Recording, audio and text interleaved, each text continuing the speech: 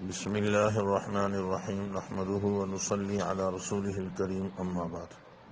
اس امت کے محسنین میں صحابہ کرام رضی اللہ تعالی عنہم کی جماعت بھی ہے۔ انہی کے ذریعے سے دین اسلام ہم تک پہنچا ہے۔ ان صحابہ کرام رضی اللہ تعالی عنہم اجمعین سے محبت کا اظہار کرنا ہمارے ایمان کا حصہ ہے۔ ان کا دفاع یہ ہم پر ان کا حق ہے۔ اللہ رب العزت نے خود، امام الانبیاء صلی اللہ علیہ وسلم نے خود صحابہ کرام رضی اللہ تعالی عنہم اجمعین کا دفاع کیا ہے، اور امت کے صلحاء اور اتقیاء نے بھی اس کا دفاع کیا۔ میں آج کی مجلس میں صرف اللہ رب العزت نے جو دفاع کیا ہے اس حوالے سے چند آیات، اور آپ صلی اللہ علیہ وسلم نے جو صحابہ کرام کا دفاع کیا اور آپ ان حضرات کا مقام اور مرتبہ بیان کیا، چند احادیث عرض کر کے اپنی بات ختم کرنا چاہوں گا۔ قرآن مجید میں اللہ تعالیٰ کا ارشاد ہے، وَالسَّابِقُونَ الْأَوَّلُونَ مِنَ الْمُهَاجِرِينَ وَالْأَنصَارِ وَالَّذِينَ اتَّبَعُوهُمْ بِإِحْسَانٍ رَضِيَ اللَّهُ عَنْهُمْ وَرَضُوا عَنْهُ۔ اللہ تعالیٰ نے اپنی رضامندی کا اعلان فرما دیا۔ اب کسی کو تکلیف ہوتی ہے تو 10 دفعہ ہوتی رہے، مگر میرا رب کہتا ہے میں ان سے راضی ہوں اور یہ مجھ سے راضی ہیں۔ دوسری جگہ ارشاد فرمایا، انما ولیکم اللہ ورسولہ والذین آمنوا، تمہارے دوست اللہ، اس کا رسول اور اس کے بعد اہل ایمان یعنی صحابہ کرام ہیں۔ اور ایک تیسری جگہ صحابہ کرام کے حوالے سے ہمیں حکم دیا گیا ہے کہ تم ان کے لیے دعاؤں کا اہتمام کیا کرو۔ والذین جاءوا من بعدهم یقولون ربنا اغفر لنا ولاخواننا الذین سبقونا بالایمان ولا تجعل فی قلوبنا غلا للذین آمنوا۔ ہمیں حکم دیا گیا ہے کہ ہم بخشش اور ان کے رفع درجات کی دعائیں مانگیں۔ اور ایک جگہ ارشاد فرمایا، اولئک الذین امتحن اللہ قلوبهم للتقوی لہم مغفرۃ واجر عظیم۔ اللہ تعالیٰ نے ان کا خود سے امتحان لے لیا ہے اور ان کے لیے کامیابی کا اعلان کیا ہے، ان کے لیے انعامات کا اعلان کیا ہے کہ بخشش اور اجر عظیم ان کو ملے گی۔ ایک جگہ ارشاد فرمایا، وَإِذَا قِيلَ لَهُمْ آمِنُوا كَمَا آمَنَ النَّاسُ قَالُوا أَنُؤْمِنُ كَمَا آمَنَ السُّفَهَاءُ۔ ان منافقین نے یہ بات کہی تھی کہ نعوذ باللہ ہم ایمان لائیں جیسے کہ یہ بیوقوف لوگ ایمان لائیں، تو اللہ پاک نے جواب میں فرمایا، الا انہم هم السفہاء۔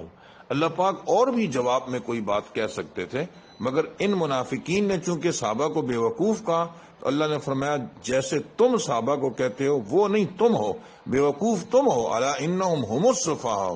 لہذا جو صحابہ کرام کو اچھا کہے گا وہ خود اچھا ہے، جو صحابہ کو برا بولے گا حقیقت میں وہ برا ہے، جو صحابہ پر نعوذ باللہ لعنت بھیجے گا وہ خود لعنتی ہے، جو صحابہ کو کافر کہے گا نعوذ باللہ وہ خود کفر میں جہاں وہ موجود ہے، وہ خود کافر ہے۔ اگر وہ ایسا نہ ہوتا تو صحابہ کو برا نہ کہتا۔ یہ اللہ نے فرمایا، الا انہم هم السفہاء، یہ صحابہ کو بیوقوف کہتے ہیں، حقیقت یہ ہے کہ جو کچھ یہ ان کو کہہ رہے ہیں وہ کچھ یہ خود ہیں۔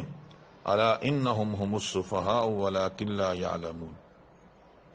امام الانبیاء صلی اللہ علیہ وسلم نے ارشاد فرمایا، خطبے میں ہر خطیب اس حدیث کو پڑھتا ہے، اللہ اللہ فی اصحابی، میرے صحابہ کے بارے میں اللہ سے ڈرو، لا تتخذوہم من بعدی غرضا، میرے بعد انہیں تنقید کا نشانہ نہ بنانا، فمن احبہم فبحبی احبہم، جو ان سے محبت کرے گا وہ میری محبت کی وجہ سے تو کر رہا ہے۔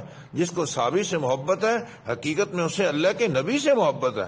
ومن ابغضہم فببغضی ابغضہم، اور جس کو میرے صحابی سے دشمنی ہے حقیقت میں اس کو مجھ سے دشمنی ہے، میرے بغض کی وجہ سے وہ میرے صحابہ کے ساتھ بغض رکھ رہا ہے۔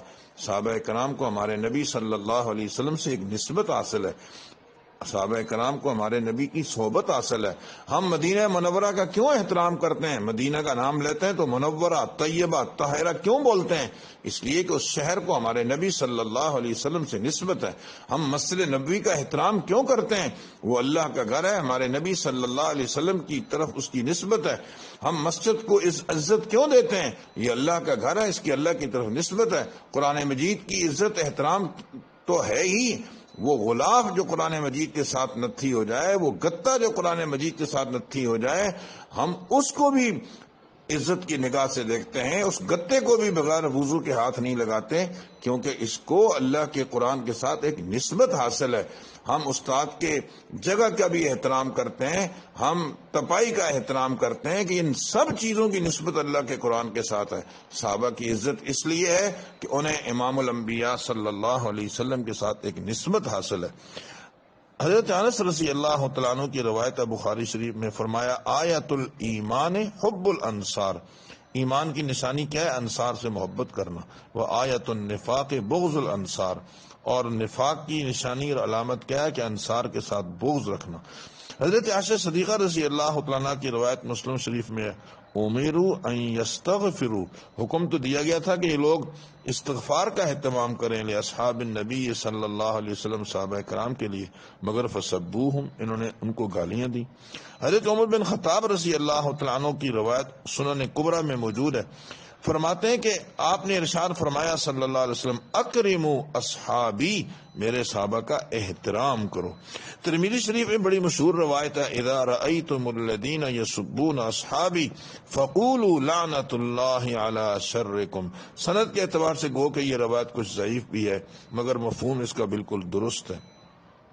حضرت ابو سعید خدری رضی اللہ تعالیٰ عنہ کی روایت بخاری شریف میں، لا تسبوا اصحابی، میرے صحابہ کو گالیاں مت دو، فلو ان احدکم انفق مثل احد ذهبا ما بلغ مد احدهم ولا نصیفہ، اگر تم میں سے کوئی آدمی احد پہاڑ کے برابر بھی سونا خرچ کرے تو میرے صحابہ کا ایک مد یا اس کا بھی آدھا خرچ کیا ہوا ایک چلو اللہ کے راستے میں کیا ہوا صدقہ تمہارے احد پہاڑ کے برابر کیے ہوئے سونے کے برابر بھی نہیں ہے۔ حضرت انس فرماتے ہیں رضی اللہ تعالیٰ عنہ، بخاری شریف کی روایت، من سب اصحابی فعلیہ لعنت اللہ والملائکۃ والناس اجمعین۔ طبرانی میں روایت ہے، فرمایا امام الانبیاء صلی اللہ علیہ وسلم نے، اذا ذکر اصحابی فامسکوا، میرے صحابہ کا تذکرہ کیا جائے تو تنقید سے باز رہو، چپ رہو، غلط تذکرے مت کرو۔ اصحاب رسول صلی اللہ علیہ وسلم، امام الانبیاء صلی اللہ علیہ وسلم کی یہ مقدس جماعت، اللہ تعالیٰ نے ان کو اتنی نیکیاں کرنے کی توفیق دی کہ ہماری نیکیوں کا ان کے مقابلے میں کیا مقابلہ ہے؟ ہماری نیکیاں ہیں ہی کیا ان کے مقابلے میں؟ ایک مٹھی اگر گندم ہم اللہ کے راستے میں خرچ کریں، ہاں صحابہ کرام خرچ کریں، اور ہم اور پہاڑ کے برابر بھی سونا خرچ کریں تو کوئی مقابلہ نہیں ہے۔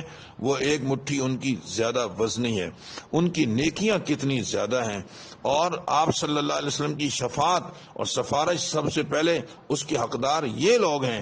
جتنی آزمائشوں سے دوچار وہ ہوئے، کوئی ہوا نہیں، ان ساری وجوہات کی بنیاد پر ان کی نیکیاں امت کے دیگر لوگوں سے بہت زیادہ ہیں۔